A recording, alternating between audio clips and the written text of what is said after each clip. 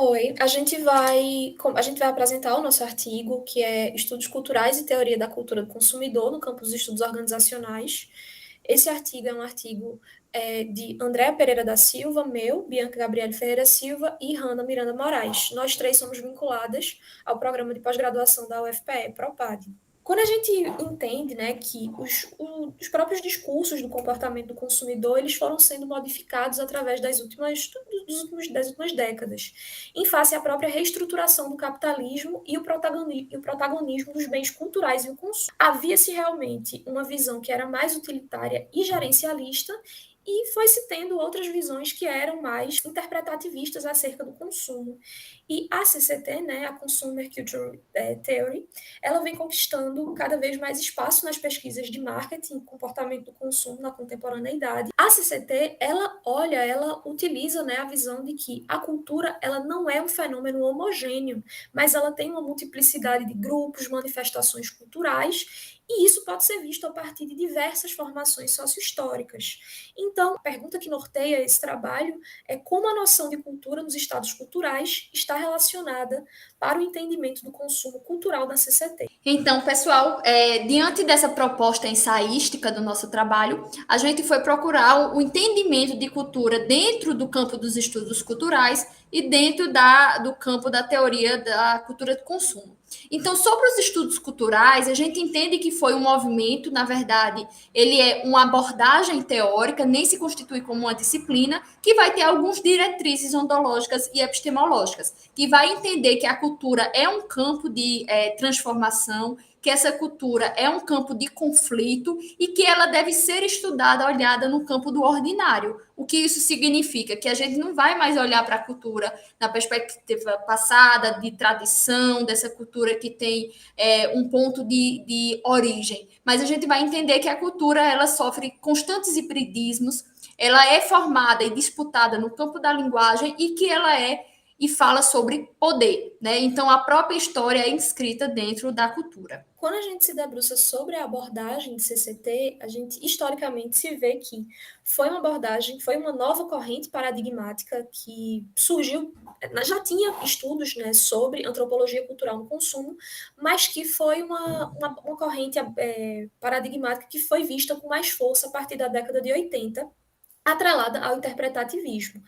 Essa abordagem ela é fortemente influenciada pela antropologia cultural, ela leva em conta a complexidade da realidade sociocultural e ela dedica uma atenção especial para a subjetividade da natureza humana e para a importância dos aspectos simbólicos dentro das interações pessoais. Hoje ela é conhecida como uma das subdisciplinas do comportamento do consumidor, dentre a teoria da decisão comportamental, o modelo racional do processamento de informação e, né, finalmente, a Consumer Culture Theory, que é realmente essa que vislumbra essa investigação dos aspectos contextuais, simbólicos e experienciais do consumo. Essa orientação de pesquisa, ela não busca categorizar ou descrever fenômenos, muito embora também ela seja vista como uma perspectiva que tem trabalhos basicamente qualitativos, isso não é bem uma recomendação, mas é uma predisposição justamente pelos trabalhos eles serem interpretativistas e olha realmente autores de ciências sociais, teorias sociais, para trazer luz sobre o consumo, que ele pode ser visto como uma escolha comportamental que tem influências do modo, né, como também influencia práticas sociais. Uma visão que o consumo ele não é apenas econômico ou psicológico, como as outras escolas, né, do comportamento do consumidor.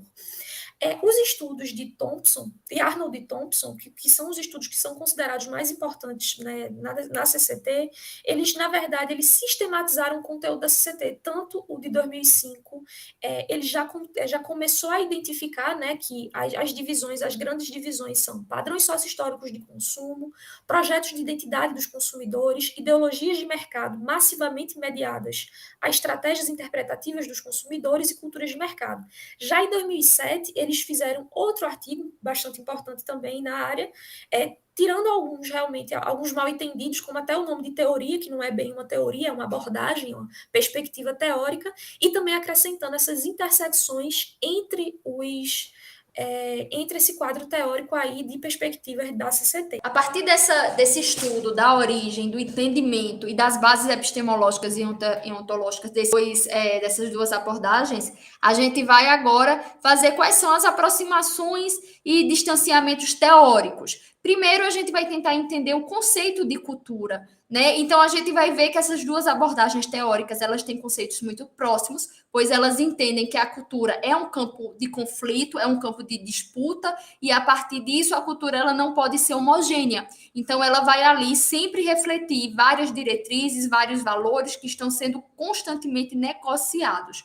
Outra coisa que a gente entende de aproximação dessas duas perspectivas teóricas em relação ao seu sujeito. Então, a gente vai ver que para os dois, eles consideram que as práticas culturais elas devem ser analisadas em nível do ordinário, né? Ou seja, das rotinas que se dão e se perpassam no dia a dia. Então, não é essa cultura nem do futuro, nem do presente, mas é a cultura que se dá hoje, né? A gente também entende que o sujeito epistemológico desses duas abordagens tem aproximação, sim, porque tanto a teoria do CCT como os estudos culturais entendem que esse sujeito epistemológico ele é ativo no processo de mudança social, então há uma relação, né, dessa agência sempre interferindo nessa estrutura e a estrutura impactando a agência. Então isso é uma aproximação, né, do entendimento epistemológico dessas duas abordagens. O que a gente notou de distanciamento? É que o distanciamento são suas bases. Então, por enquanto que a gente vê que os estudos culturais, ele vem de uma corrente pós-marxista, né, que vai entender aí esse campo social como um lugar que é de transformação, onde ali você pode trazer condições de emancipação para o sujeito, a gente vai ver que a abordagem do CCT, ela é voltada para o mercado. Então, ela tem uma perspectiva mais neoliberalista. Então, as nossas considerações finais, a partir desses distanciamentos e aproximações dessas duas abordagens, é entender que, primeiro, os estudos culturais, eles podem, sim, vir a contribuir muito para a teoria de CCT, na perspectiva crítica, de entender a emancipação do sujeito, de entender as perspectivas de transformação e melhoria para a sociedade, né? Que a CCT ainda tem essa base muito neoliberalista. E outra coisa que foi destacado nesse trabalho de modelo ensaístico é que os trabalhos desenvolvidos no Brasil da abordagem de CCT, eles têm ganhos, que é justamente uma perspectiva mais crítica em relação aos outros trabalhos de outras bolhas de estudo pelo mundo. Então, aqui a gente costuma contextualizar mais o conceito sócio-histórico, situar na nossa realidade, e, portanto, a gente identificou que o CCT, os estudos CCT no Brasil, têm uma leve perspectiva contra-hegemônica, que se aproxima da perspectiva dos estudos culturais.